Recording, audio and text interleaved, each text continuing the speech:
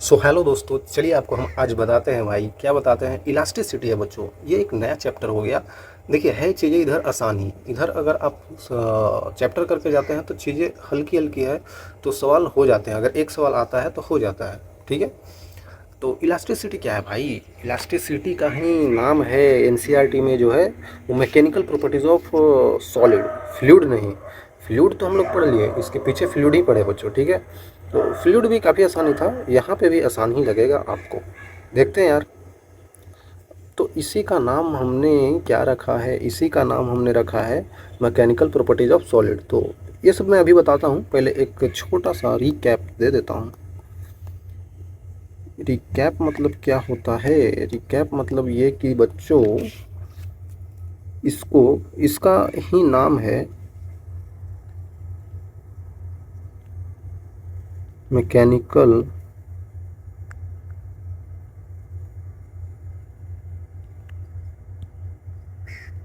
Properties of solid, है ना बच्चों।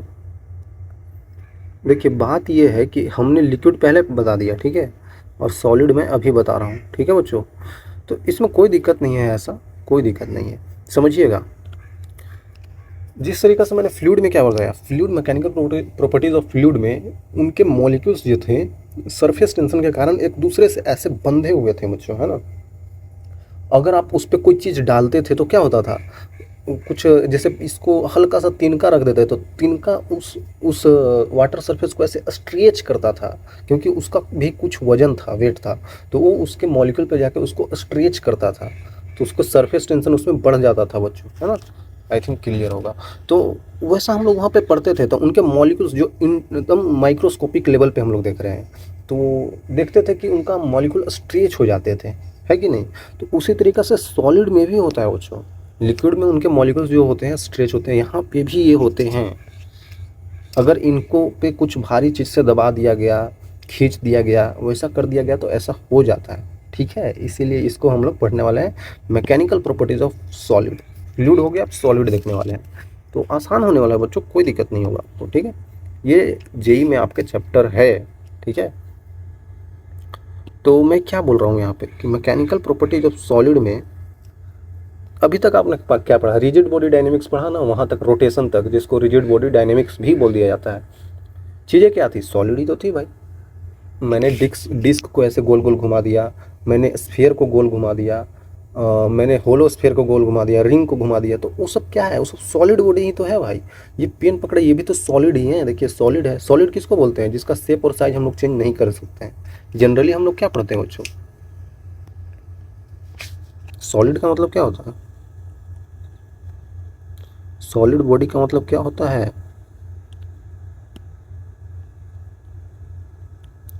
can't change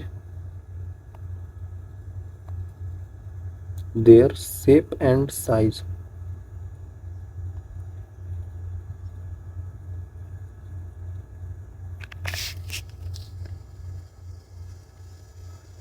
by applying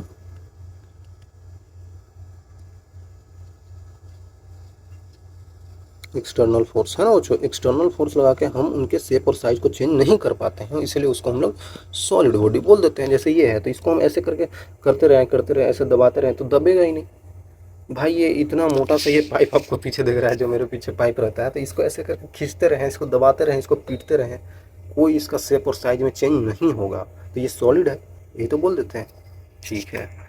fluid और गैस भी आप समझ सकते हैं। फ्लूइड में क्या होता है? फ्लूइड को अगर आप उसका किसी और कंटेनर में रख दे तो उसका शेप ले लेता है, तो उसका शेप बदला जा सकता है, ठीक है। गैस तो भाई ऐसे ही बदलता रहता है। गैस तो इतना दूर में रखेंगे तो इतना दूर में फैल जाएगा, इतना दूर में रखेंगे तो इतना में फैल जाएगा, है ना, ठीक है। तो सॉलिड ये होता है, जनरली हम लोग यही अभी तक पढ़ते आए हैं, है कि नहीं भाई। लेकिन अगर आप मैकेनिकल प्रॉपर्टीज ऑफ सॉलिड पढ़ रहे हैं तो यहाँ पे थोड़ा सा डिफिनेशन में चेंज हो जाएगा। यहाँ पे ये डिफिनेशन गलत हो जाएगा बच्चों। इन रियलिटी, मतलब इन रियल वर्ल्ड, ये रियल वर्ल्ड में मतलब कि ये दुनिया में बच्चों, अब अगर आप देखें तो हम सॉलिड को कंप्रेस और उसका साइज से शेप साइज चेंज कर देते हैं बच्चों। We are able to change shape और साइज और बोथ या फिर दोनों, सेम शेप साइज और both by applying external force.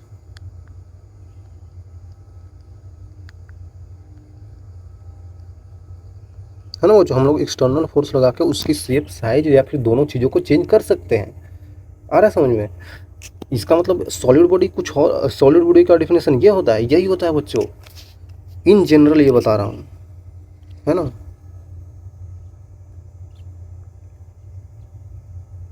In general ऐसा हम लोग कर सकते हैं, है ना, कोई ज़रूरी नहीं है।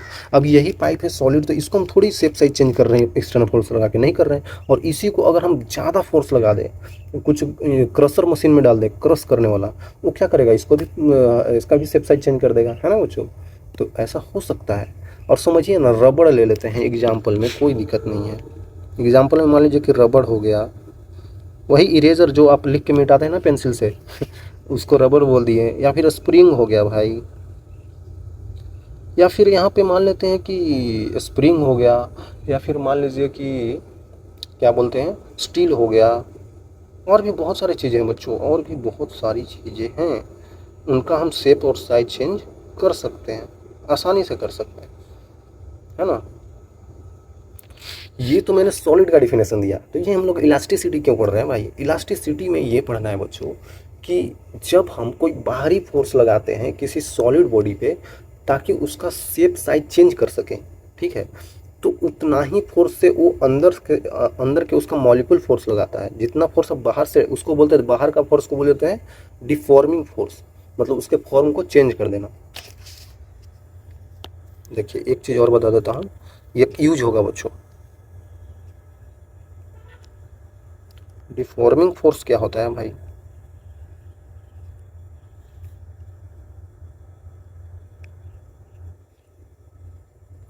एक्सटर्नल फोर्स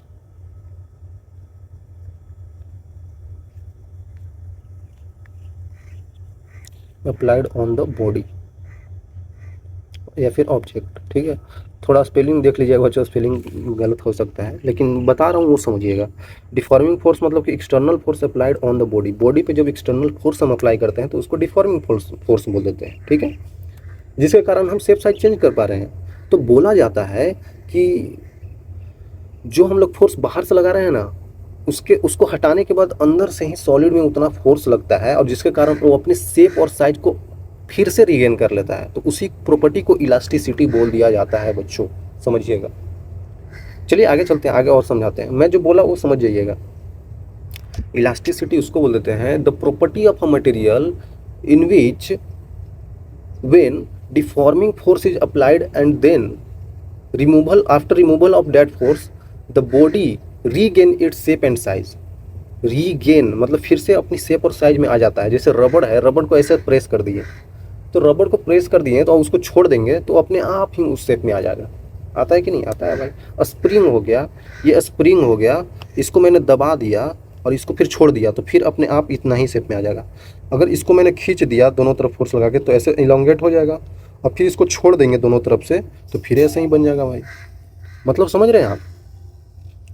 एक्सटर्नल फोर्स लगाने से इसका शेप साइज हम लोग चेंज कर रहे हैं। ये क्या है? Deforming force. ये है डिफॉर्मिंग फोर्स बच्चों। और इसके बाद अगर इसको छोड़ दे तो ये अपना रीगेन कर लेता है इस अपने शेप साइज को। तो उसी प्रॉपर्टी को इलास्टिसिटी बोल दिया जाता है। समझिएगा, लिखने की ज़रूरत नहीं है, बस समझ जाना है।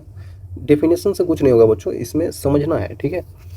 तो यही बोल रहे हैं यहाँ पे, स्टैटिक में ऐसे है, अगर कंप्रेस करेंगे तो छोटा हो जाएगा, फिर इलोंगेट करेंगे तो बड़ा हो जाएगा, लेकिन दोनों फोर्स को हटाने के बाद, ये दोनों हाथ को हटाने के बाद फिर से यही शेप में आ जाएगा। ठीक है भाई, यही है इलास्टिसिटी बच्चों। यहाँ पे भी वही स्प्रिंग को ऐसे करके हमने, ऐसे था नॉर्मल, और इसको मैंने इधर करके दोनों तरफ खींच दिया, फिर छोड़ेंगे तो फिर ऐसे ही हो जाएगा। स्प्रिंग तो जनरली स्टैंड में यूज होता है ना। स्टैंड मतलब क्या भाई? आपके बाइक के स्टैंड में, आपके साइकिल के स्टैंड में, और भी बहुत जगह यूज होता है। तो वो स्प्रिंग देखिएगा, ऐसे करते हैं फिर ऐसे करते हैं तो नॉर्मल हो जाता है। ठीक है, रबड़ हो गया भाई। ये रबड़ मतलब क्या? ये जो बांधने वाला रबड़ होता है, उस रबड़ की बात कर रहे हैं। तो देखिए ऐसे करके हमने कर दिया, और इधर से खींच रहे हैं, इधर से खींच रहे हैं, तो इसको छोड़ेंगे तो फिर अपने आप ही अपने शेप में आ जाएगा, जैसा ये है पहले। इनिशियली जैसा था वैसे ही आ जाएगा, यही इलास्टिसिटी है। ये स्टील का कुछ पट्टी रखा हुआ है, इस पट्टी को नीचे की तरफ ऐसे धक्का दे देंगे ना, थोड़ा सा ऐसे नीचे की तरफ खींच देंगे तो अपने आप ऐसे ऐसे ऐसे ऐसे ऐसे ऐसे होते होते होते होते ऐसे रुक जाएगा, है ना। देखिए ऐसे ऐसे, अब ऐसे ऐसे झूमेगा, ऐसे ऐसे, फिर रुक जाएगा। क्यों हो रहा है? इसमें हम क्या कर दिए हैं ना, नीचे की तरफ डिफॉर्मिंग फोर्स लगा दिए हैं। तो नीचे की तरफ जो एक्सटर्नल फोर्स लगाए हैं, इसको हटाने के बाद क्या होगा, अपने शेप में रिफॉर्म होने की कोशिश करेगा। इसका शेप कैसा था? ऐसे था, ऐसे नहीं था इसका शेप, ऐसे नहीं था, ठीक है। क्लियर होगा? पाइप भी देखे होंगे आप, अरे यार ये पाइप तो हम लोग हर जगह देखते हैं, जूस पीते हैं उसमें नहीं रहता है कहीं पे ऐसे मोड़ने वाला रहता है, तो वैसे मोड़ दिए तो फिर वो ऐसे नहीं होता है। इसका मतलब क्या हुआ भाई, इसको जब हम पाइप को ऐसे मोड़ दिए तो ये तो आया ही नहीं इधर। यही प्रॉपर्टी को हम लोग प्लास्टिसिटी बोल देते हैं। समझिएगा, आगे मैं बताऊंगा बच्चों। अगर वो अपने शेप में नहीं आता है तो वो हो गया प्लास्टिसिटी। ये सब में इलास्टिसिटी है, इस सब में इलास्टिसिटी है, लेकिन यहाँ पे अगर ऐसे मोड़ दिए ना और फिर अपने शेप में आया ही नहीं आया है, इसका मतलब ये प्लास्टिसिटी है, ठीक है। आई थिंक क्लियर होगा यार। तो आसान है बच्चों, चीज़ें आसान ही है। ओके, मैं एक सवाल यहाँ पे पूछना चाहता हूँ, मेरे दिमाग में आ रहा था कि इलास्टिसिटी आपने अगर समझ लिया तो बताइए इस रबड़ और इस स्टील में कौन सा ज़्यादा इलास्टिक है, मतलब यही स्टील और ये रबड़ में, और भी ले सकते हैं यार ये, चलिए मैं इसी दोनों में समझाता हूँ, ठीक है। आपको बताना है कि ये रबड़ ज़्यादा इलास्टिक है या फिर ये ज़्यादा इलास्टिक है। चलिए सोच के बताइए भाई, बताइए आप ही लोग। हेलो हेलो, मैं हूँ यहाँ। आप लोग को खुद से बताना है बच्चों, कौन सा ज़्यादा इलास्टिक है। क्या लगता है, रबड़ ज़्यादा इलास्टिक है या फिर ये स्टील है? आई थिंक आप लोगों ने, कुछ लोगों ने रबड़ बोला होगा, कुछ लोगों ने स्टील बोला होगा। तो आप दोनों बच्चों गलत हैं। मास्टर सेठ ही आ गया क्या? दोनों गलत है तो फिर पूछा ही क्यों? बच्चों समझिएगा यहाँ पे क्यों गलत है, मैंने सवाल ही गलत पूछ लिया। इस रबड़ को और इस स्टील को हम किस बेसिस पे जज कर रहे हैं कि किसका इलास्टिसिटी ज़्यादा है? इलास्टिसिटी मतलब कि उसको फोर्स लगाने के बाद वो अपने शेप में कितना जल्दी आ जाता है ना, कितना जल्दी अपने शेप में आने की कोशिश करता है। अगर ये जल्दी आ गया तो ये ज़्यादा इलास्टिक है। इसको मैंने इधर खींचा और अचानक से इसको ऐसे ऐसे करके ऐसे जल्दी से आ गया, इसको मैंने इधर खींचा और ये अचानक से जाके ऐसे ही पड़ गया, यहीं पे पड़ गया, है ना। तो जल्दी से अपने शेप में आ गया। अपने शेप में जल्दी से आना ही ज़्यादा इलास्टिक को बताता है ना। तो हम किस बेसिस पे बोल रहे हैं? हम इस रबड़ को हो सकता है यहाँ तक खींच दें, इसको यहाँ तक खींच दें और इसको बस छोटा सा इस टाइप से कर दें तो ये जल्दी से आ जाएगा भाई। तो यहाँ पे तो ये जीत गया। लेकिन अगर इसको यहाँ तक ऐसे खींच दें और इसको मैंने यहाँ तक खींच दिया तो ये जल्दी आ जाएगा, तो यहाँ पे तो ये हो गया ज़्यादा इलास्टिक।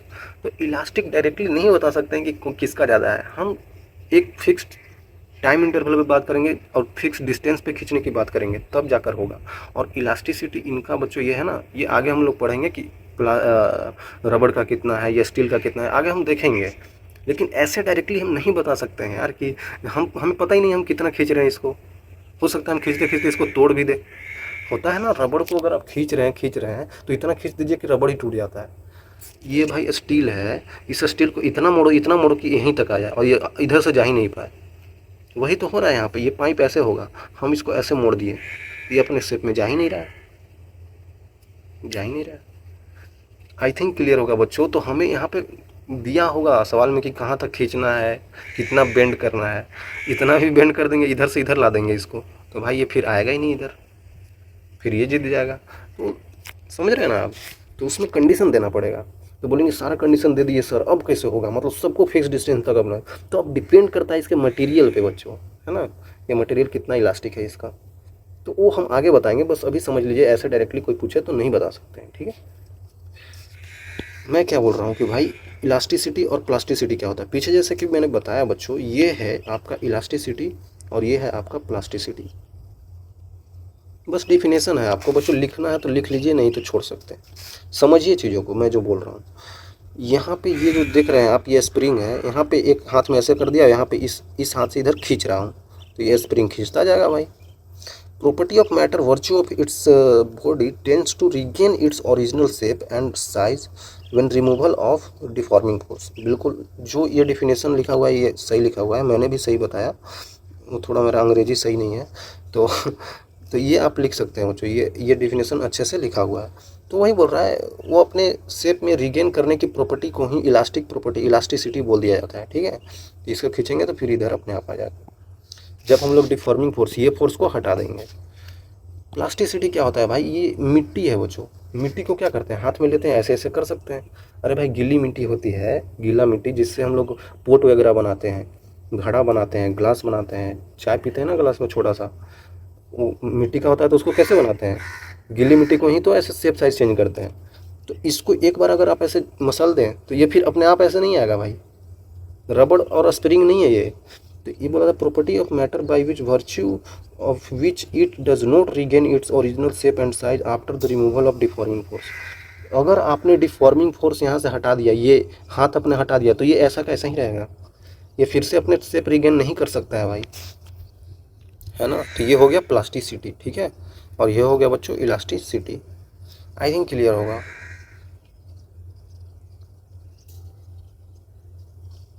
और इलास्टिक बॉडीज, ये तो आपको पता ही चल गया होगा। और in elastic body, I think clear होगा बच्चों, क्लियर होगा। चलते हैं आगे। तो बोला जाता है कि कभी कभी बोल दिया जाता है परफेक्टली इलास्टिक बॉडी क्या होता है भाई, इलास्टिक बॉडी है जो अपने शेप को रीगेन कर लेता है, ठीक है। तो परफेक्टली कौन, जो परफेक्टली अपने शेप को रीगेन कर लेता है, जैसे किसी चीज़ को इतना दबाया और एकदम वैसा ही शेप में आ गया। कभी कभी वैसा ही शेप में नहीं आता है, थोड़ा सा डिफॉर्म ही रह जाता है ना, देखे होंगे आप लोग। तो पूरी तरीक़ा से परफेक्टली इलास्टिक क्या होता है, जब वो पूरी तरीक़ा से अपने शेप को रीगेन कर ले, शेप साइज को। एग्जाम्पल भी समझ सकते हैं कि क्वार्ट्ज फाइबर, फास्फोरस, ब्रोंज, ये सब जो मेटल है ना, ये सब क्या है, अलॉय होते हैं कॉपर, जिसमें कि 4% से 10% टीन होता है, 1% तक फास्फोरस होता है। Nearest to approach the perfectly elastic body, ये और ये जो होते हैं आप यहाँ पे देख रहे हैं, क्वार्ट्ज फाइबर और फास्फोरस ब्रोंज, ये दोनों अपने शेप को रीगेन कर लेते हैं बच्चों, है ना।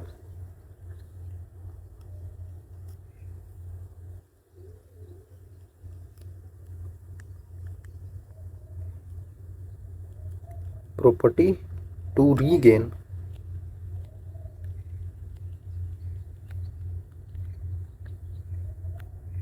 shape and size, property to regain its shape and size fully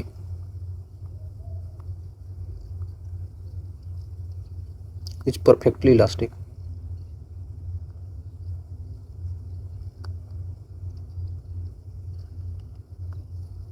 है ना, उसी को परफेक्टली इलास्टिक बोलते हैं। लेकिन आपको पता है बच्चों, रियल वर्ल्ड में ऐसा कुछ होता नहीं है, मतलब जितना पचका उतना ही फूल जाए, ऐसा कुछ होता नहीं है, थोड़ा सा डिफॉर्मेशन रह जाती है। रियल वर्ल्ड में ऐसा नहीं हो पाता है, बट इन रियल वर्ल्ड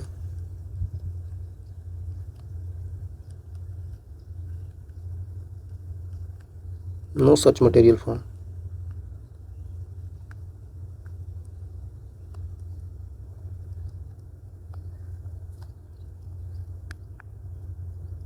ऐसा कोई रियल वर्ल्ड में हम ऐसे मटेरियल देखते नहीं है कि जितना पचका उतना ही फूल जाए, है ना बच्चों, ऐसा समझिएगा आप। क्योंकि देखिए ऐसा पूरी तरीके से कोई आइडियल होता नहीं है। आइडियल मतलब कि आदर्श स्टूडेंट जो एकदम टीचर्स का फेवरेट होता है, तो ऐसा कुछ होता नहीं है। वो उसको कुछ मार्क्स लेना होता है क्लास में, इसीलिए वो फेवरेट बन जाता है टीचर का। आपने देखा होगा मॉनिटर वगैरह होते हैं। तो ऐसा कोई ज़रूरी नहीं कि कोई बहुत ज़्यादा सीधा हो जाए। 100% कोई सीधा होता है क्या, आप खुद 100% सीधा है? आप खुद नहीं है बच्चों हमको पता है, हम खुद नहीं 100% सीधा है। थोड़ा ना थोड़ा टेढ़ा तो आदमी होता ही है, मतलब थोड़ा सा उसको खटकता है कहीं पे बात। क्योंकि 100% कोई सीधा कैसे हो सकता है, 100% कोई सही भी नहीं होता है कि नहीं। कोई बोल रहा है तो उसमें गलतियाँ भी होती हैं भाई।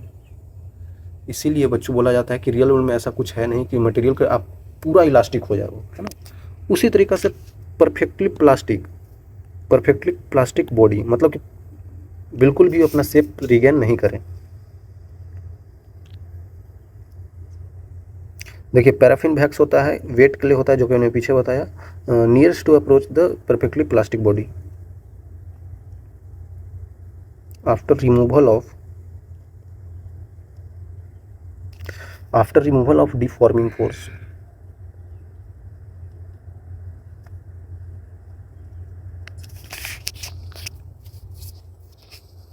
0% chance to regain its original shape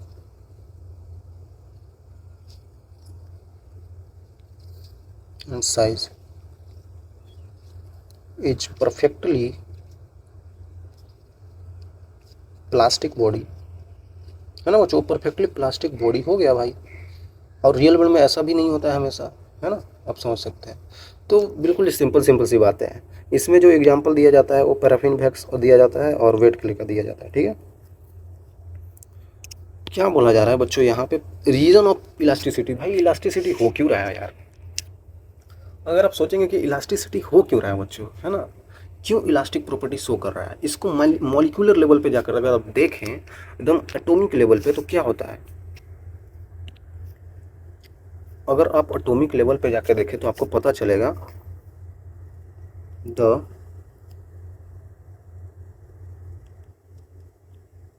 molecules of solid bodies और object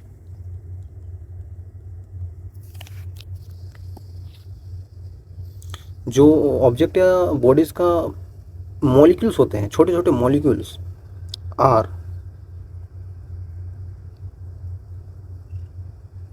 arranged in such a way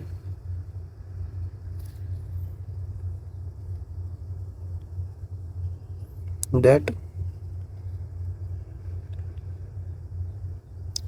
they are originally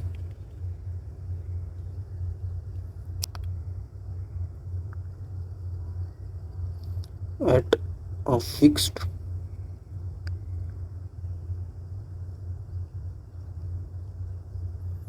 fixed distance from one another, है ना बच्चों। मैं ये बोल रहा हूँ, देखिए ध्यान से समझिएगा, ऐसा है, ऐसा है, ऐसा है,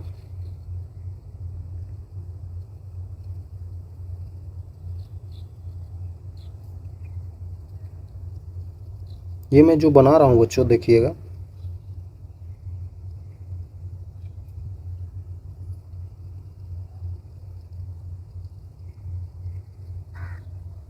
आई थिंक क्लियर होगा। देखिए यहाँ पे मैं इनको एक स्प्रिंग से जोड़ देता हूँ,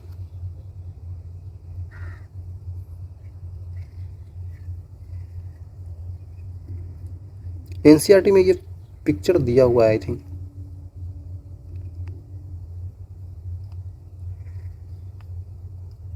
ये पिक्चर आप आई थिंक आप अगर एनसीईआरटी में देखें बच्चों तो ये पिक्चर आई थिंक दिया हुआ है, वहाँ से आपको और अच्छे से समझ में आ जाएगा। मैं ये बताना चाह रहा हूँ कि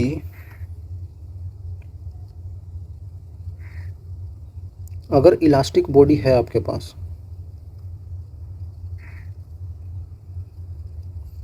समझिएगा, ये जो रेड कलर का आप देख रहे हैं ना बच्चों, ये क्या है, उनके मॉलिक्यूल्स है, सॉलिड के ये मॉलिक्यूल्स है बच्चों।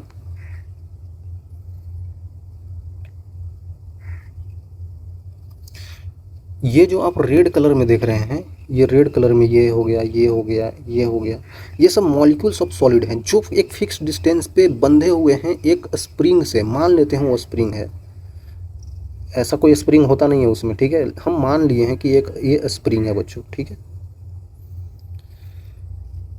हमने एज्यूम कर रहे हैं कि ये स्प्रिंग से बंधा हुआ है भाई, कुछ ऐसा सॉलिड बॉडी है उसमें मॉलिक्यूल्स बहुत सारे हैं और सारे मॉलिक्यूल्स एक फिक्स डिस्टेंस पे हैं जो एक स्प्रिंग से बंधे हुए हैं एक दूसरे के साथ, ठीक है।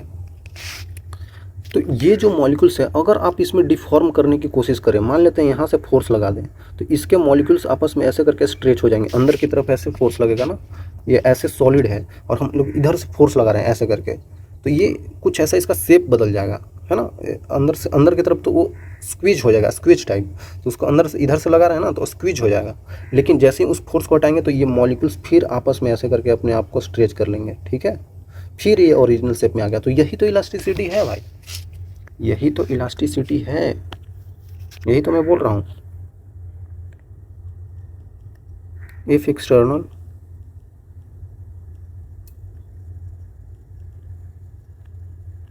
फोर्स इज अप्लाइड, जो कि डिफॉर्मिंग ही होगा,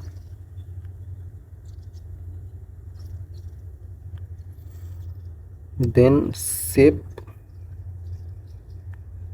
of the solid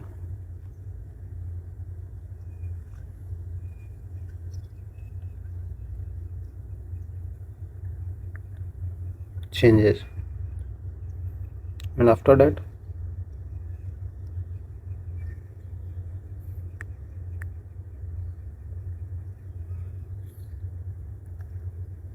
it regains। यही तो है बच्चों, यही इसका प्रॉपर्टी है।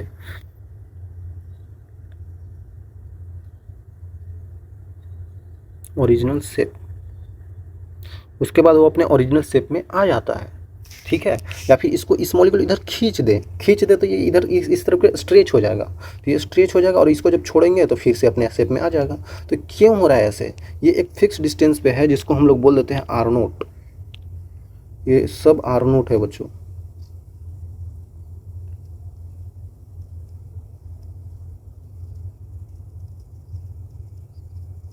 ये सब आर नोट डिस्टेंस पे है।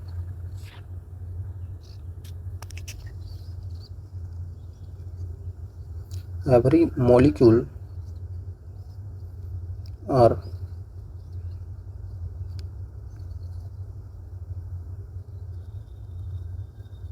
situated at R naught distance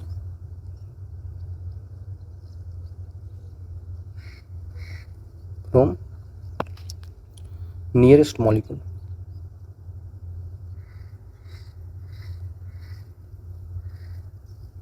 I think clear होगा बच्चों, है ना? आई थिंक क्लियर होगा आपको। तो इस टाइप से आप समझ सकते हैं। तो रीजन ऑफ इलास्टिसिटी में यही मैं बताना चाहता हूँ कि ये इलास्टिक इसलिए है ना कि इनका फिक्स डिस्टेंस पे सारा अवेलेबल है, और उसको अगर खींच रहे हैं तो अपना फिक्स डिस्टेंस को मेंटेन करने के लिए वो फिर से रिफॉर्म हो जा रहा है। यही बात है और कुछ है नहीं ऐसा, ठीक है। चलिए आगे चीज़ और बताते हैं हम लोग। आगे ये है कि इलास्टिक लिमिट क्या होता है भाई। देखिए फिर से वैसा ही कुछ छोटा सा टॉपिक है। इलास्टिक लिमिट क्या होता है? Elastic limit is a property of body whereas the elasticity is the property of material of the body. क्या बोल रहा, छोड़िए मुझे भी समझ नहीं आया। बात यह है इलास्टिक लिमिट का, अगर आप किसी बॉडी में डिफॉर्मिंग फोर्स बढ़ाते जाएं,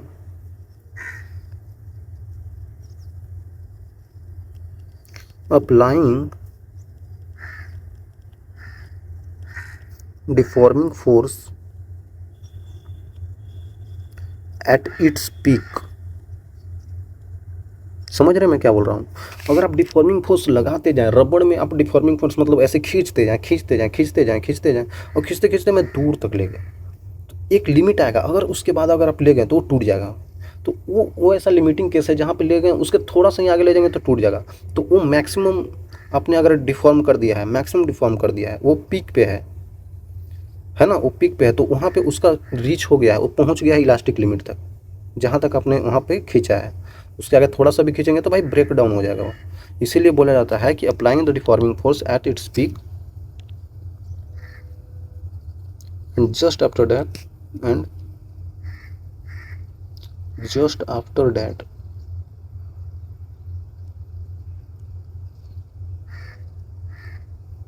body can break,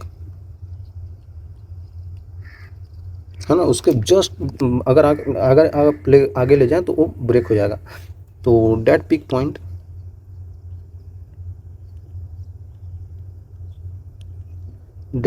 point is elastic limit,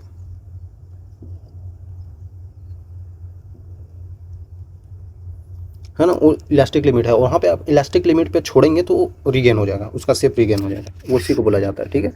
देखिए अब इलास्टिक फटीग क्या है, क्या फटीग है क्या बोलते हैं इसको? इलास्टिक फटीग मतलब क्या इसका नुकसान है? टेम्पररी लॉस होता है अगर आप elastic properties because the action of repeated alternating deforming force.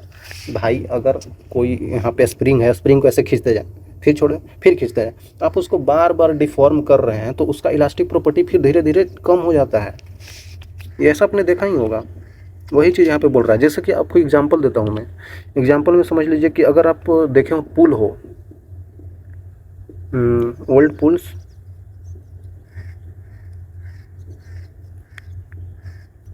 Are not safely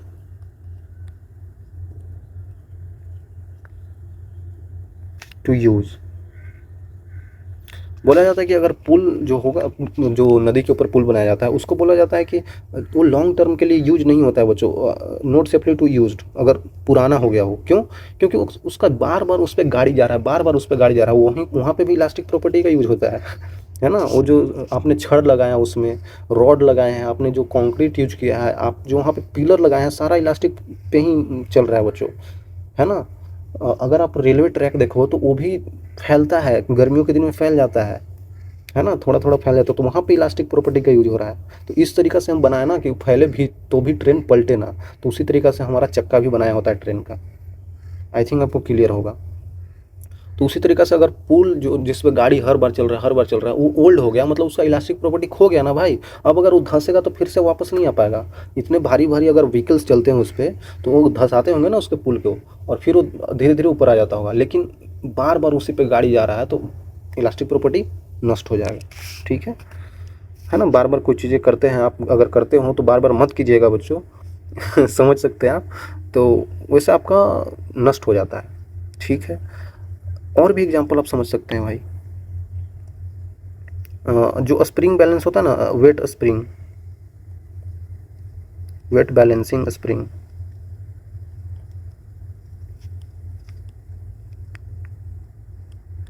है ना। Weight balancing spring gives wrong reading.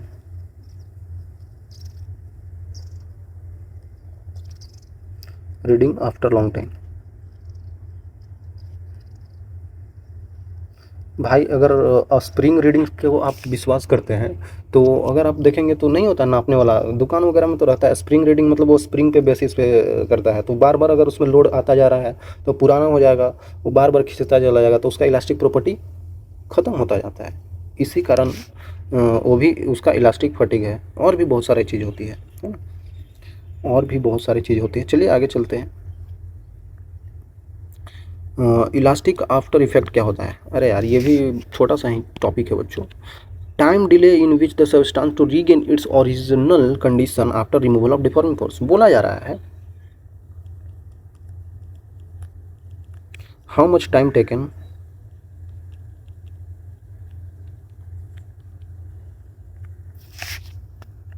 Bye body to reform its shape after removal of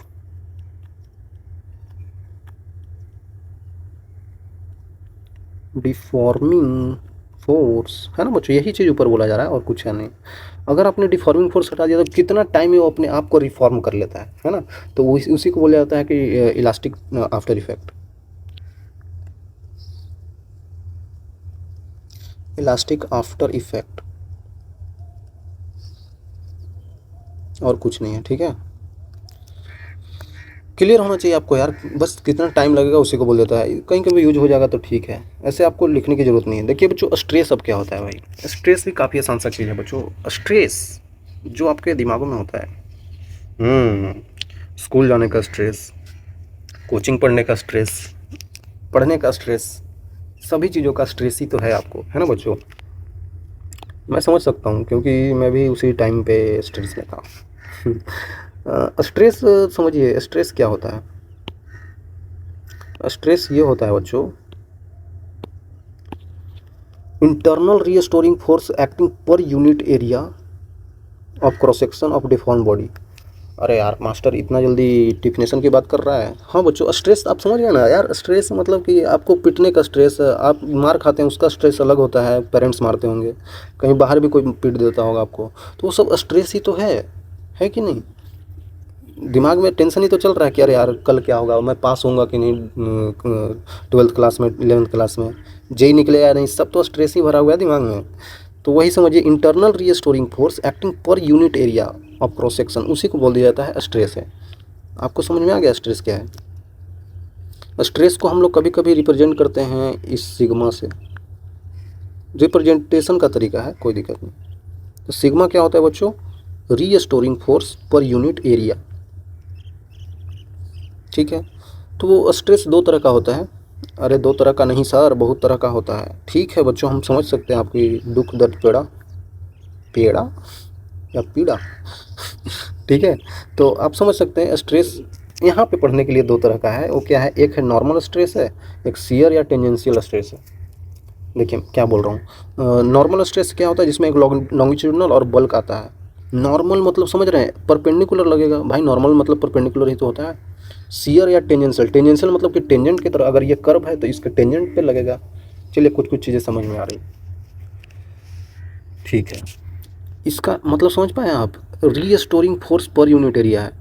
जब आप बॉडी को deform कर रहे थे, उसको शेप साइज स्प्रिंग को ऐसे खींच रहे थे, तो उसके क्रॉस सेक्शनल एरिया, जहाँ पे उसको क्रॉस सेक्शनल एरिया आप कंसिडर कर रहे हैं, उस पे उसका एरिया के अबाउट अगर खींच रहे हैं तो वो आपस में फिर रिफॉर्म करेगा। तो रिफॉर्मिंग फोर्स वहाँ पे उस क्रॉस सेक्शनल एरिया पे जो इधर लग रहा होगा, और वो एरिया का डिवाइड कर देंगे तो आपको मिल जाएगा स्ट्रेस, सिग्मा मिल जाएगा। तो वही रीस्टोरिंग फोर्स, जो कि हमको पता है डिफॉर्मिंग फोर्स के बराबर ही होता है, एरिया से डिवाइड करेंगे तो आपको मिल जाएगा स्ट्रेस। लॉन्गिट्यूडनल स्ट्रेस क्या है भाई, लॉन्गिट्यूडनल स्ट्रेस, ये अगर हम एरिया कंसिडर करते हैं, ये एरिया कंसिडर करते हैं, तो इधर अगर खींच रहे हैं तो इधर भी खींच रहे हैं, तो ये क्या हो गया, ये टेंसाइल हो गया, मतलब दोनों तरफ खींच रहे हैं।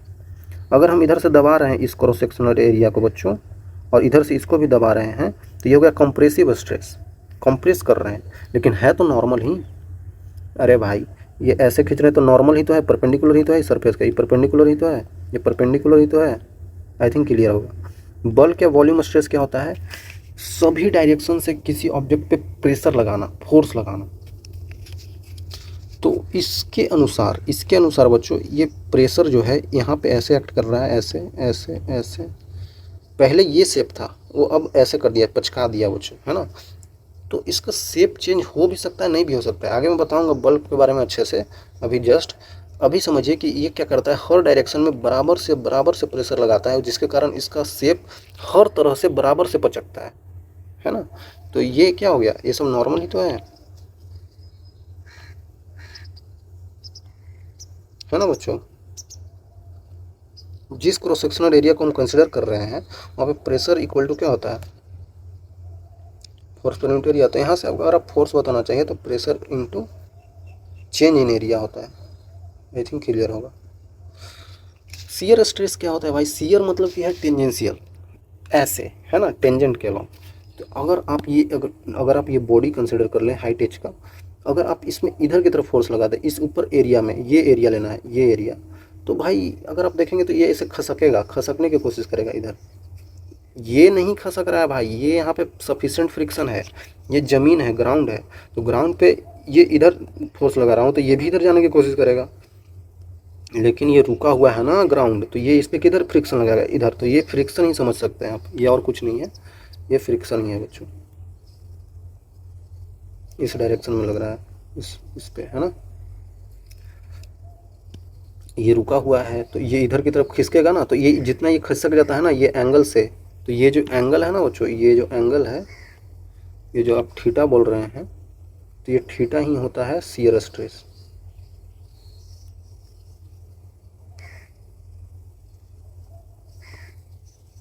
आई थिंक क्लियर होगा, आगे सब क्लियर हो जाएगा, आगे आप और अच्छे से डिस्कस करेंगे। देखिए बहुत टाइप का स्ट्रेसेज होते हैं यार, मान लेते हैं कि अरे यार कौआ, स्ट्रेसेज बहुत टाइप के होते हैं बच्चों। मान लेते हैं कि अगर इधर से कंप्रेस कर दिए, इधर से कंप्रेस कर दिए, तो ये क्या हो गया, कंप्रेशन। खींच दिए इधर से तो ये हो गया टेंशन। बेंड भी कर देते हैं कभी कभी चीज़ों को, ऐसा है पेन तो इसको हम ऐसा करके बेंड कर दिए, तो बेंडिंग स्ट्रेस हो गया। शियर स्ट्रेस मैंने अभी बताया, इधर खसकाते हैं तो ये खसक जाता है। टोरिसोनल क्या होता है, जब आप कपड़े धोते हैं, धोते तो होंगे, धोया कीजिए बच्चों, और उसको सुखाने के लिए ऐसे गोल करते हैं ताकि उसका पानी नीचे गिर जाए, है ना, ऐसे करते हैं। तो वही है यहाँ पे, गोल तरीके से ऐसे करना, ऐसे करके, ठीक है। इस टाइप का होता है, देखेंगे आगे सब चीज़ें आपको बताएंगे। मैं एक एग्जांपल देना चाहता हूँ जहाँ से आपको समझ में आ जाएगा कि ये नॉर्मल स्ट्रेस और शियर स्ट्रेस कैसे हो जा रहा है। एक एग्जांपल समझिएगा बच्चों, मान लेते हैं एक आपको बॉडी दे रखा है,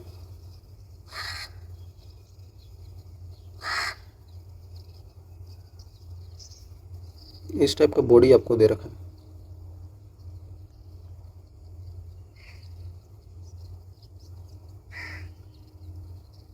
आई थिंक क्लियर हो रहा होगा बच्चों, आपको हो जाएगा, अभी थोड़ा सा देख लीजिए।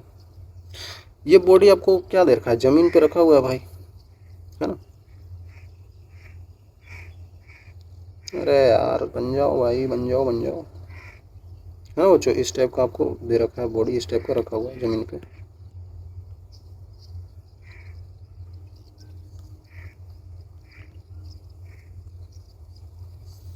ये ग्राउंड है।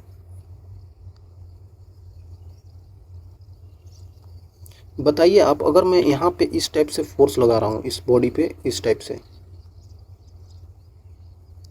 मतलब हम खींचने की कोशिश कर रहे हैं इस डायरेक्शन में इसको, है ना, इस डायरेक्शन। अरे यार कोई चीज़ खिलौना नहीं रखा था, हम इसे खींच के इसको चलाते हैं, तो उसी तरीके से आप चलाने की कोशिश कर रहे हैं। यहाँ पे सफिशिएंट फ्रिक्शन है।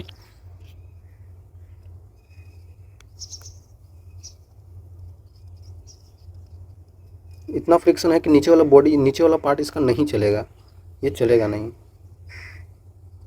है ना। अगर आप फोर्स इस पे ऐसे लगा रहे हो बच्चों, ये एंगल थीटा आपको दे रखा है, ये जो फोर्स आप इधर लगा रहे हैं, ये फोर्स का कंपोनेंट एक इधर आएगा, एक कंपोनेंट इधर आएगा, है कि नहीं। ये हो जाएगा F of cos of theta, ये F of sine of theta हो जाएगा। ठीक है, ये जो पैरेलल लग रहा है ना, इस एरिया को हम कंसिडर करेंगे, ये एरिया है, यही चीज़ मैं बताना चाह रहा हूँ। एरिया जिस चीज़ को कंसिडर करें, ये भी एरिया हो सकता है, ये भी एरिया।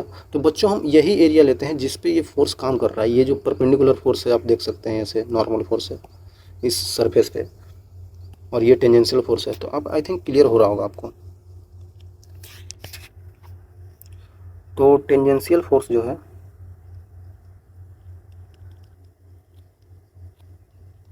वो क्या है हमारे पास, वो एफ कॉस ऑफ थीटा है। नॉर्मल फोर्स क्या है हमारे पास, एफ साइन ऑफ थीटा है भाई।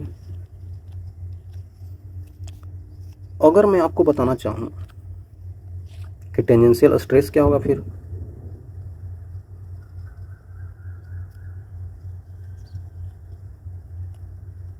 तो स्ट्रेस मैंने पीछे बताया ना क्या होता है, वो restoring force per unit area. Area कौन सा कंसिडर करना है, जिस पे वो फोर्स लग रहा है, जिस एरिया पे वो फोर्स लग रहा है। तो रीस्टोरिंग फोर्स जो आप देख सकते हैं, अगर टेंजेंशियल स्ट्रेस में ये इधर खींचने की कोशिश कर रहा है, तो इसमें रीस्टोरिंग फोर्स इसके जस्ट अपोजिट लग रहा होगा, इस डायरेक्शन में। तो होगा तो यही फोर्स, इसका वैल्यू देख रहे हैं हम लोग। तो वैल्यू क्या है, F cos of theta upon area, area वही रहेगा। उसी तरीके से नॉर्मल स्ट्रेस क्या होगा बच्चों, नॉर्मल स्ट्रेस क्या होगा, कुछ नहीं, ये भी क्या हो जाएगा, रीस्टोरिंग फोर्स अपॉन एरिया हो जाएगा। तो ये normal force F sine of theta है अपॉन एरिया हो जाएगा। तो आई थिंक क्लियर होगा आपको बच्चों। तो यहाँ पे इस टाइप से हम लोग लेते हैं, तो आप समझ सकते हैं ये कौन सा स्ट्रेस हो गया, टेंजेंशियल स्ट्रेस, शियर स्ट्रेस इसी को बोल देते हैं। तो ये हो गया शियर स्ट्रेस, और ये नॉर्मल स्ट्रेस हो गया, मतलब लॉन्गिट्यूडनल स्ट्रेस हो गया। आई थिंक क्लियर होगा यार। दो आपको क्लियर हो गया ना, तो तीसरा हम लोग बल्क स्ट्रेस देख लेते हैं। अच्छा, इससे पहले समझिए, हाँ, इसके आगे मैं बल्क स्ट्रेस, वही बल्क स्ट्रेस लाता हूँ, लेकिन इससे पहले एक छोटा सा चीज़ आप समझ जाइए बच्चों। आखिरकार हम जब प्रेशर पढ़ते थे, फोर्स पर यूनिट एरिया बोलते थे, और यहाँ पे स्ट्रेस जो पढ़ रहे हैं, जो सिग्मा से रिप्रेजेंट कर रहे हैं, वहाँ पे भी तो फोर्स पर यूनिट एरिया ही हो रहा है बच्चों, वहाँ पे भी तो फोर्स पर यूनिट एरिया ही तो हो रहा है। ओके, तो ये दोनों में अंतर ही फिर क्या है भाई, दोनों तो सेम ही हो रहा है। तो यहाँ पे ये है रीस्टोरिंग फोर्स बच्चों, है ना। लेकिन यहाँ पे ये हमेशा force normal to the area लगता था। Force is always normal to the area, लेकिन यहाँ पे ऐसा नहीं है। फोर्स कैन बी नॉर्मल और टेंजेंशियल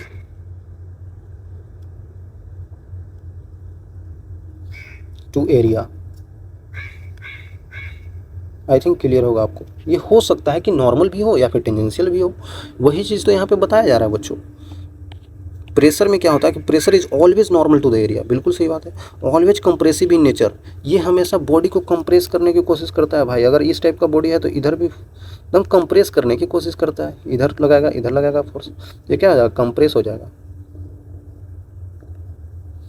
लेकिन यहाँ पे मे भी कंप्रेसिव और टेंसाइल। तो यार अभी बताया ना बच्चों, हो सकता है कि इस बॉडी को हम इधर की तरफ ऐसे खींच रहे हों, हो सकता है इस बॉडी को हम इधर की तरफ ऐसे दबा रहे हों, तो कुछ भी हो सकता है। लेकिन यहाँ पे कुछ भी नहीं हो सकता है, यहाँ पे कंप्रेसिव ही होता है। आई थिंक क्लियर होगा, ये कंप्रेसिव ही होता है। यहाँ पे टेंसाइल या कंप्रेसिव हो सकता है, और स्ट्रेस नॉर्मल या फिर टेंजेंशियल भी हो सकता है। यहाँ पे सिर्फ नॉर्मल होता है, सिर्फ नॉर्मल 90 डिग्री पे। आई थिंक क्लियर होगा। चलिए आगे चलते। यही डिफरेंस होता है, अगर आप ऐसा सोचे हो तो, नहीं सोचे तो फिर भी सोचिए, क्योंकि दोनों तो सेम ही है, लेकिन सेम है नहीं एक्चुअली में, थोड़ा सा डिफरेंस है। मैं ये बता रहा था कि बल्क स्ट्रेस क्या है बच्चों, जो बल्क में लगता है। बल्क मतलब पूरा वॉल्यूम पे लगता है, पूरे वॉल्यूम पे, और वो भी बराबर बराबर। ओके, बल्क स्ट्रेस ये होता है कि force is action all along the surface normal to the area, बिल्कुल। Then the force acting per unit area is known as pressure, ये तो पता ही है। बोला जाता है कि effect of pressure is produced volume change. Okay, इस प्रेशर के कारण जो होता है ऑब्जेक्ट, उसका वॉल्यूम चेंज करते हैं हम लोग। Shape of the body may or may not be change depending upon the homogeneity of body, बिल्कुल सही बात बोला जा रहा है यहाँ पे कि इसका शेप में हो सकता है कि चेंज हो या ना हो, कुछ भी हो सकता है। अरे यार, अगर होमोजेनिटी नहीं है वो एथी में, ये जो अगर स्फीयर रखा हुआ है, अगर स्फीयर होमोजीनियस नहीं है, होमोजीनियस मतलब कि हर तरफ से एकदम बराबर चीज़ों से बना हुआ है, कहीं पे इसको डिफॉर्म करेंगे तो एक तरफ से डिफॉर्म नहीं होगा, क्योंकि हर तरफ इसका बराबर शेप और साइज उसके मटेरियल में है। तो सभी तरफ से लगाएंगे तो सभी तरफ से होमोजेनिटी तरीके से होगा। अगर ऐसे है, इसको पचकाएंगे तो बिल्कुल एकदम ऐसा ही पचकेगा। ऐसा नहीं है कि ऐसा पचक जाएगा, ऐसे करके एकदम गोल ही पिचकेगा अगर पिचकाएंगे तो उसको होमोजीनियस बोल दिया जाता है। तो ऐसा कभी कभी होगा कि अगर आप बल्क स्ट्रेस लगा रहे हैं और उसका शेप और साइज चेंज नहीं हो, ऐसा हो सकता है बच्चों, बिल्कुल हो सकता है, ऐसा हो सकता है। तो मैंने पीछे क्या बताया था, बल्क स्ट्रेस में तो वही था भाई। बल्क स्ट्रेस में क्या था,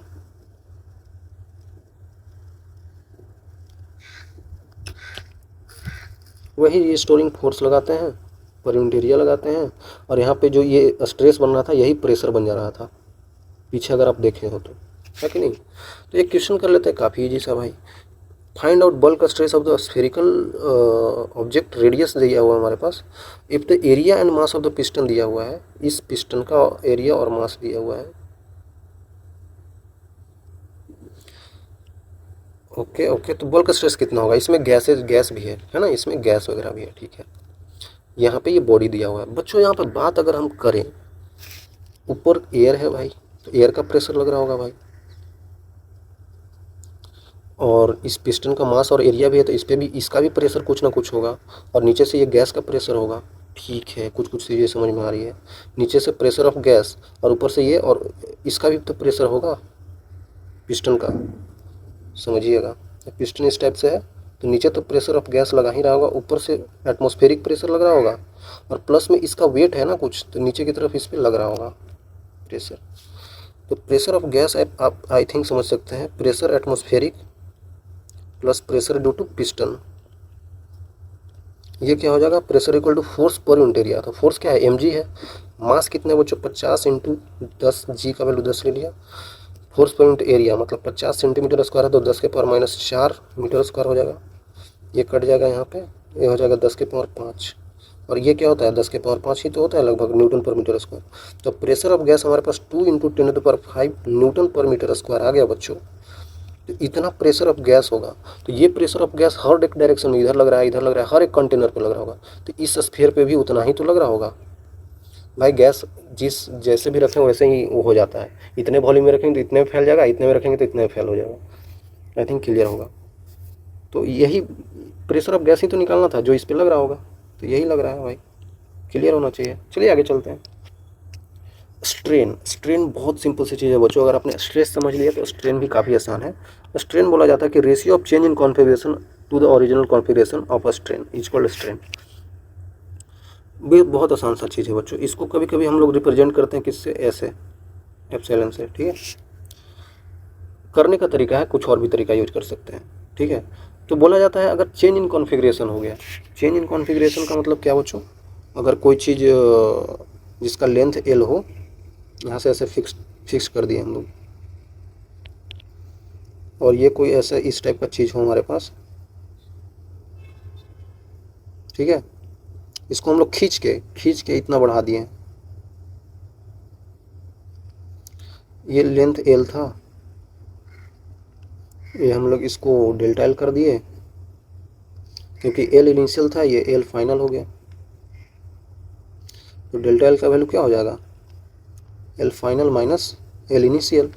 तो वही चेंज इन कॉन्फ़िगरेशन क्या हो गया, मतलब delta L upon original length क्या है, एल इनिशियल ही है। इसी को हम लोग क्या बोलते हैं, एप्सिलॉन। मतलब कि क्या है, ये स्ट्रेन है।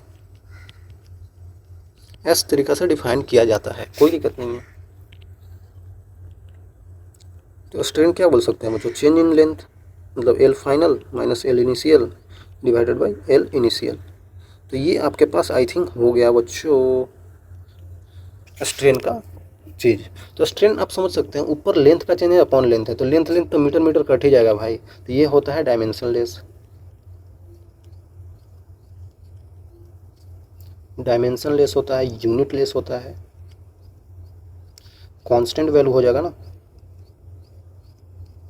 ऊपर नीचे वैल्यू रखेंगे तो कांस्टेंट वैल्यू ही तो आएगा। आई थिंक ये सब चीज़ें समझ रहे होंगे आप। तो स्ट्रेन बेसिकली अगर हम लोग करें तो 3 तरीके में बांट देते हैं हम लोग बच्चों। वो हम आगे देखने वाले हैं, मेरे को भी याद नहीं आ रहा है। देखिए, एक लीनियर स्ट्रेन होता है, लीनियर स्ट्रेन, ठीक है भाई। एक फिर हो जाता है यहाँ पे वॉल्यूमेट्रिक, और एक फिर शियर स्ट्रेन हो जाता है, ठीक है। Deforming force produces change in length alone, okay. The strain produce by the body is called linear strain. अरे यार, बिल्कुल सिंपल सी बात बोला जा रहा है। अगर हमने ऊपर से इस टाइप से अगर हमने लटका दिया है एक इस टाइप की रस्सी को, और इसको मैंने इस टाइप से ऐसे खींच दिया है, तो वही पीछे वाली बात हो गई भाई। ये हम हो सकता है कि मैंने आपको बता दिया है यहाँ पे इसके बारे में, ये लीनियर ही तो था। हो सकता है यहाँ पे वॉल्यूमेट्रिक भी हो, हाइट लेंथ ब्रेथ सब हो, तो वहाँ पे वॉल्यूम कर देंगे, है कि नहीं। चीज़ें आपको समझ में यहाँ पे समझिएगा, ratio of configuration, change in configuration upon original configuration, volumetric, areal या फिर लीनियर भी हो सकता है। हम लीनियर लेके समझा दिए, कोई दिक्कत नहीं है, आगे सब समझ में आ जाएगा। तो ये लीनियर चीज़ 1 डायमेंशन में है, देखिए अलोन है ना, 1 डायमेंशन में।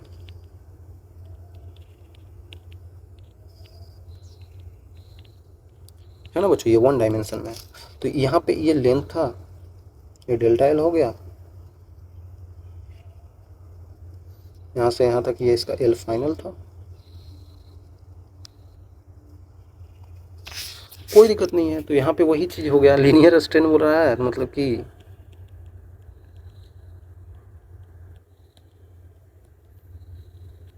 समझ सकते हैं कि वही delta L upon L initial हो गया। वही यहाँ पे L final minus L initial कर सकते हैं, अपॉन एल इनिशियल लिख सकते हैं। यही हो गया भाई, चीज़ें बहुत सिंपल है। 1D में ये हो गया। वॉल्यूमेट्रिक मतलब कि पूरा वॉल्यूम चेंज हो रहा हो इसका।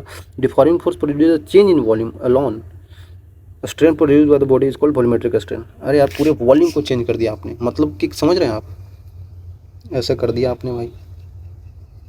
शुरुआत में ऐसा था,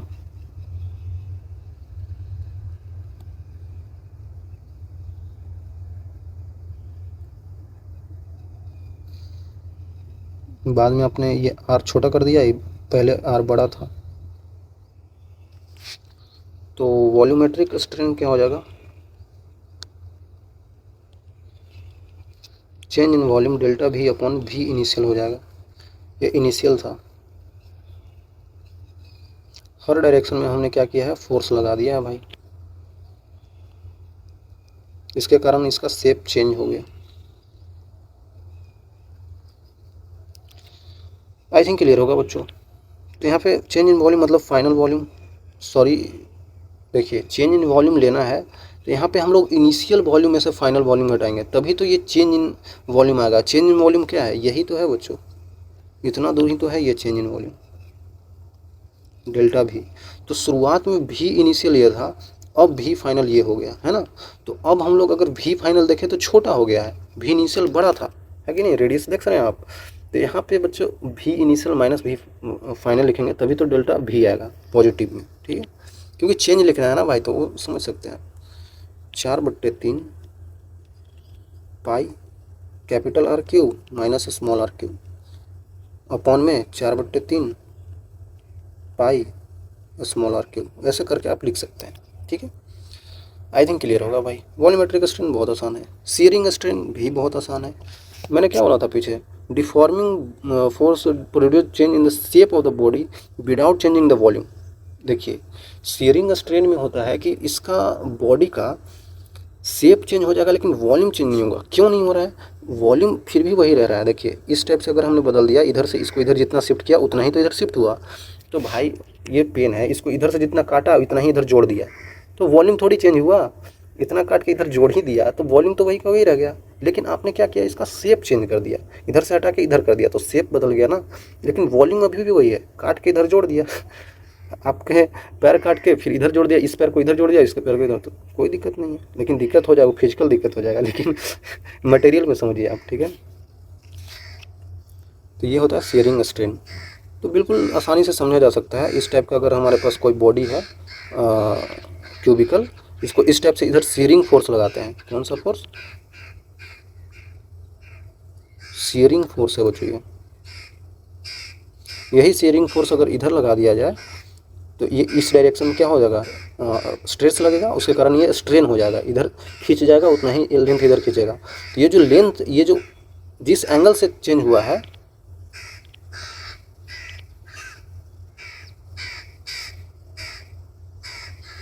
यही होता है शेयरिंग स्ट्रेन।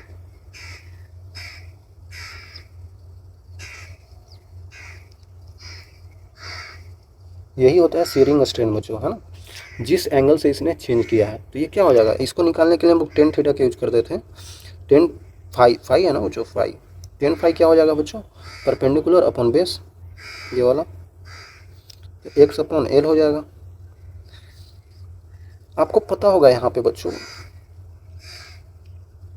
वेरी स्मॉल होता है, बहुत स्मॉल एंगल से। अब भाई इतना थोड़ी फोर्स लगा देंगे कि पूरा बदल जाएगा कॉन्फ़िगरेशन, ये बहुत छोटा एंगल से चेंज होता है भाई, बहुत छोटा एंगल से।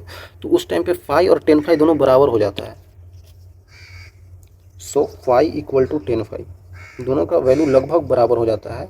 इसका मतलब फाई का वैल्यू जो आ जाता है एक्स अपॉन एल आ जाता है, यही हो जाता है आपका शेयरिंग स्ट्रेन, ठीक है। ये एंगल को बोलते हैं शेयरिंग स्ट्रेन यहाँ पे। आई थिंक क्लियर होगा।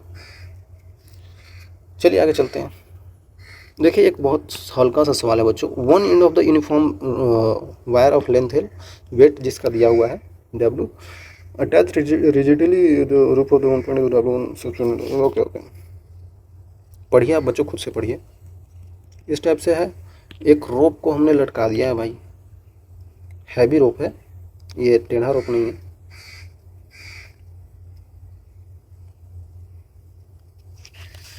जिसका लेंथ एल है और उसका वेट डब्लू है। इसमें अगर हमने एक W1 लेंथ का हमने कुछ, W1 वेट का हमने कुछ सस्पेंड कर दिया है नीचे, देखिए, from the lower end. If S is the surface area of cross section of the wire, ठीक है, इस वायर का surface cross section area A है।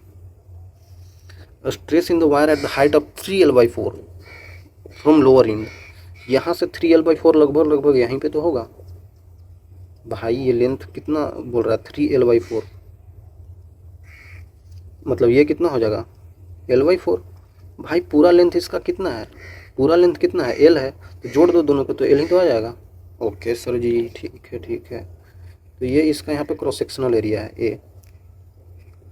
अगर देखें तो L लेंथ का वेट W है, 1 यूनिट लेंथ का वेट हो जाएगा W/L, मतलब कि 3L/4 का वेट कितना हो जाएगा, वेट बाई एल तो है ही, उसमें 3L/4 का गुना कर देंगे, ये तो आपको यूनिटरी में से आता ही होगा, 3W/4 हो जाएगा, ठीक है। इतना वेट हो गया इसका 3W/4, और इसका वेट W1 है। वेट मतलब समझ रहे हैं, mg नीचे वाला लगने वाला वेट। तो इसका मास इतना हो गया, सॉरी इसका मास तो 3/4 W है, मतलब इसका वेट बोल रहे हैं तो वेट ही बोलिए। इसका वेट इतना है, इसका वेट इतना है, तो इस पे लगने वाला नीचे की तरफ फोर्स कितना है, इसका वेट और इसका वेट जोड़ देते हैं इस पे। हमको निकालना क्या है, हमको वही तो निकालना है बच्चों की स्ट्रेस कितना होगा वायर में। तो जितना नीचे की फोर्स लग रहा है इस क्रॉस सेक्शनल एरिया अपॉन में क्रॉस सेक्शनल एरिया कर देंगे। मतलब कि नीचे लगने वाला वेट कितना है, फाइनल वेट कितना है बच्चों, 3W/4 प्लस W1। तो जो फोर्स लग रहा है नीचे की तरफ वो लग रहा है 3W/4 प्लस W1। तो वहाँ पे स्ट्रेस क्या होगा, force per unit area 3W/4 plus W1 divided by area कितना है, ए है। तो ये आंसर हो गया भाई, कोई दिक्कत नहीं, आंसर हो गया। सिंपल है बच्चों, है ना। जितना नीचे है उतना ही तो वेट लगेगा, इसका थोड़ी वेट लगेगा। यहाँ पे देख रहे हैं ना, जितना जितना वेट है नीचे उतना ही लगेगा। बहुत सिंपल सा फिर से सवाल आपको पूछा जा रहा है। Length of the wire increase by 1%, the load is 2 kg weight. क्या बोल रहा है ये लीनियर स्ट्रेन कितना होगा, स्ट्रेन पूछ रहा है बच्चों। इंक्रीज इन लेंथ मतलब कि डेल्टा एल का वैल्यू उनको 1% ऑफ लोड दे दिया है। अच्छा 1% ऑफ लेंथ है ना, तो कितना हो जाएगा 1% मतलब 0.01 एल हो जाएगा। स्ट्रेन क्या होता है, delta L upon original length initial. तो change in length 0.01 length divided by initial length, ये तो इनिशियल ही हो गया। वेट दिया उससे कोई मतलब नहीं है, स्ट्रेन ही तो निकाला। स्ट्रेन में हमको लेंथ से मतलब होता है, तो समझ सकते हैं आप। ये दोनों तो कट ही जाएगा, तो यहाँ पे 0.01 आ जाएगा स्ट्रेन का वैल्यू, है कि नहीं बच्चों। तो 0.01 हमारा आंसर हो जाएगा, कोई दिक्कत नहीं है। सिंपल है यार चीज़ें, मैंने आज बच्चों सिर्फ आपको बताया है चीज़ें बस ऐसे ही दिखा के बताया, कुछ इसमें हार्ड है नहीं, है ना। आगे देखेंगे और चीज़ें जहाँ से सवाल आएंगे बच्चों, है ना। ये बस इंट्रोडक्शन था। तो यहाँ तक आने के लिए बच्चों अभी आपको मैं देता हूँ बड़ा वाला थैंक यू। मिलेंगे आगे, तब तक के लिए ओके बाय।